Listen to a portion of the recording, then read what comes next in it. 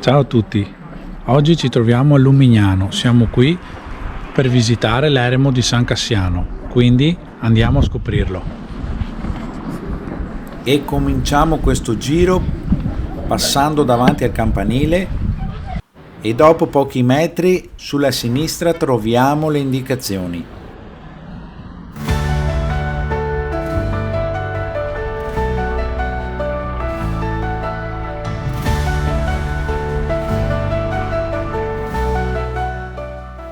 E ci inoltriamo in questo sentiero che si stacca dal paese e sale. Vi ricordo che ci troviamo nei Colli Berici, a sud di Vicenza. Andiamo dritti seguendo sempre il sentiero numero 3. E qui tutto attorno troviamo le pareti rocciose verticali che costituiscono un ambiente senz'altro inusuale in collina, ma sfruttato perciò per arrampicate sportive, e questa zona è molto frequentata. E a questo punto facciamo una deviazione per visitare il covolo del Prussiano. Infatti i covoli di Lumignano sono stati utilizzati fin dalla preistoria dall'uomo come riparo. Poi nel Medioevo alcuni furono sfruttati come luogo di ritiro per eremiti ed ecclesiastici, fino dopo la Seconda Guerra Mondiale, con l'esempio del covolo del Prussiano, una piccola grotta adibita ad abitazione da parte di un tedesco.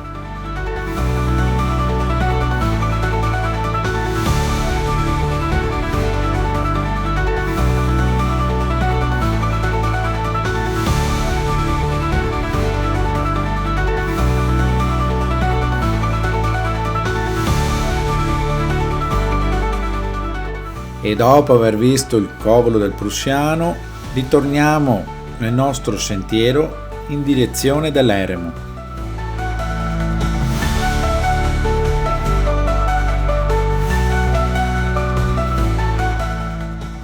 In breve tempo guadagniamo quota.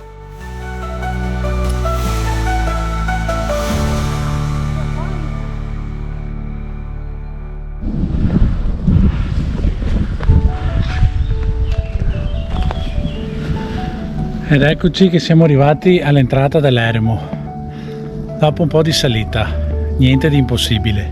Andiamo. È un edificio già visibile dalla pianura, è roccato sotto strapiombanti pareti rocciose. La sua particolarità è che la struttura è che metà di essa è costruita all'interno di un grande covolo.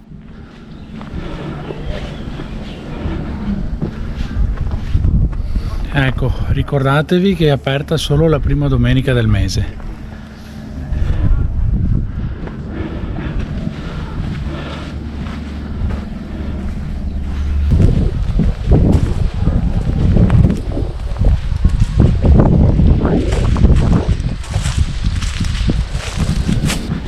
Beh, che dire, un panorama meraviglioso.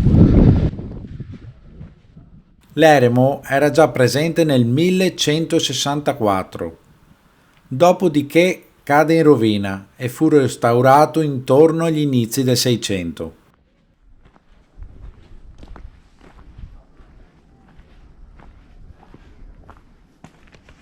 Fra l'interno e l'esterno dell'eremo sono state individuate 13 tombe scavate nella roccia risalenti al periodo alto medievale.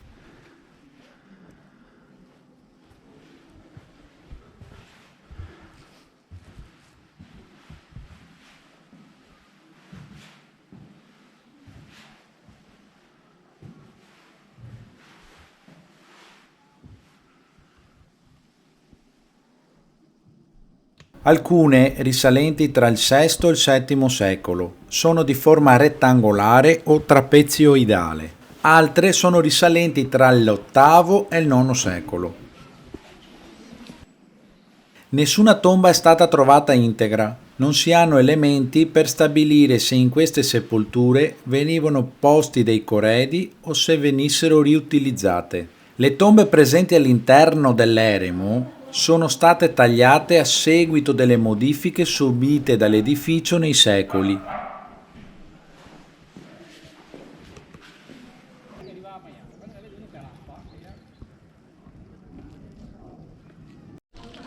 Al giorno d'oggi non ospita più eremiti, ma è affidato alla gestione del gruppo Speleo Proteo di Vicenza, che ne rende possibile la visita ogni prima domenica del mese.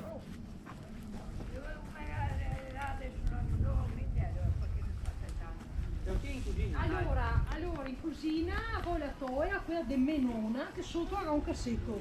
La mia già in dopo di garage.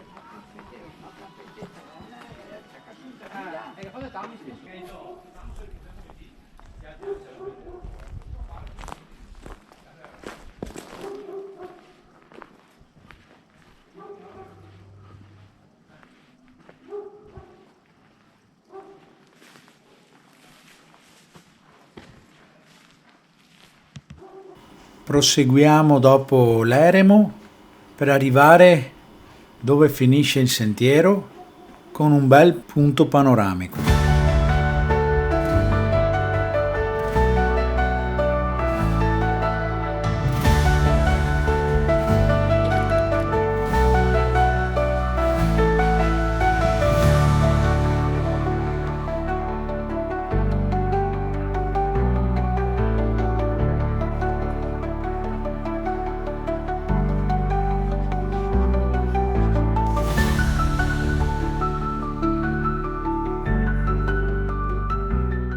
E adesso torniamo giù per salire alla croce. Eccoci proprio in questo bivio, prendiamo il sentiero che sale più rapidamente fino in cima. E su con un'altra salita.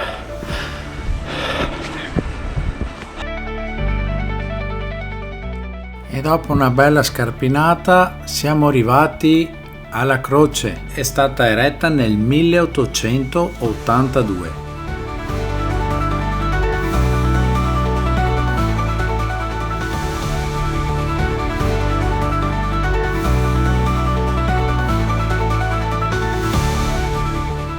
E da qui ci godiamo il panorama.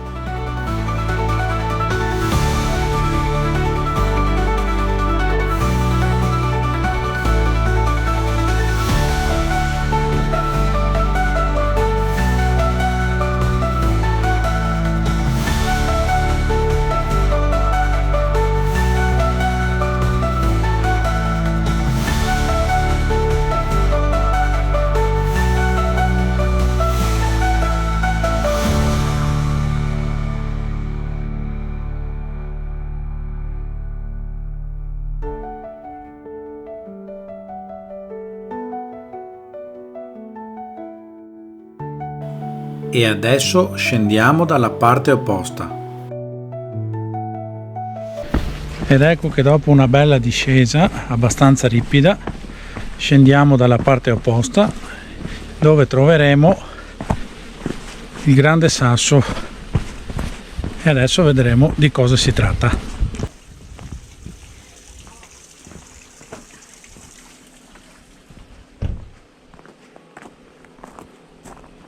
Ed ecco qui il sasso, è il simbolo di Lumignano. È un grande masso caduto in epoca sconosciuta e attira la curiosità di molti visitatori. Guarda l'Asia. No, è che domani ho la macchina. È identica. Questo uguale.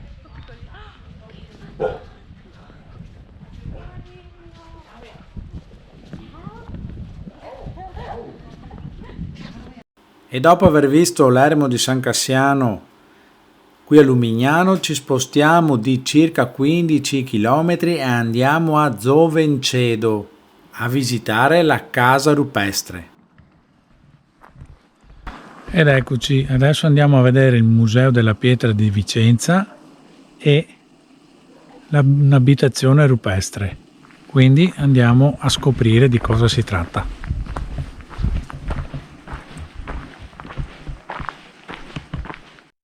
Vi ricordo che sotto in descrizione trovate i link per tutte le info di questi luoghi.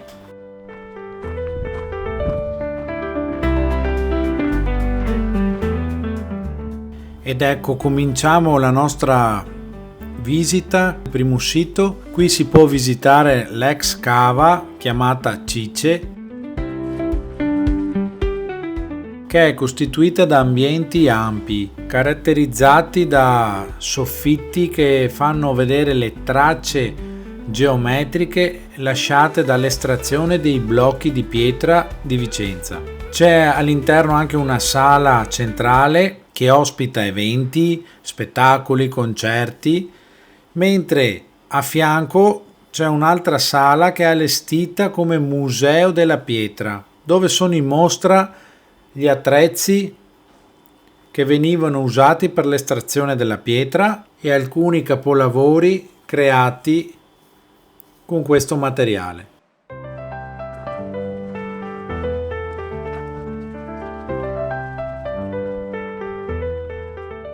E adesso vi porto a conoscere la casa rupestre, chiamata anche Sengia dei Meoni, dal nome dell'ultima famiglia che l'ha abitata. Da una cava di pietra esaurita fu ricavata questa abitazione.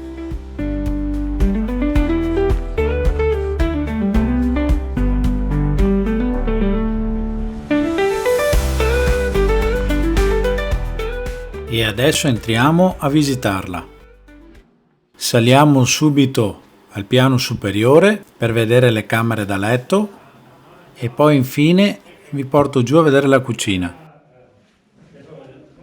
Tutto quello che vedete al suo interno non è originale, ma è stata ristrutturata e riarredata con mobili dell'epoca. L'11 agosto del 59 alle 7 di sera un violento temporale si abbatté. Un fulmine scese dal camino e si scaricò sull'impianto elettrico, sfasciando tutto. Cascarono le pietre più deboli dei muri e delle finestre. Per fortuna non ci fu nessun ferito e da quell'incidente la casa fu abbandonata. Nel 2013 il comune di Zovencedo, all'interno di un progetto di riqualificazione della zona delle Priare, ha sistemato la Sengia dei Meoni, di cui era diventato proprietario. Ora è visitabile gratuitamente grazie al supporto dei volontari che rendono possibili le visite.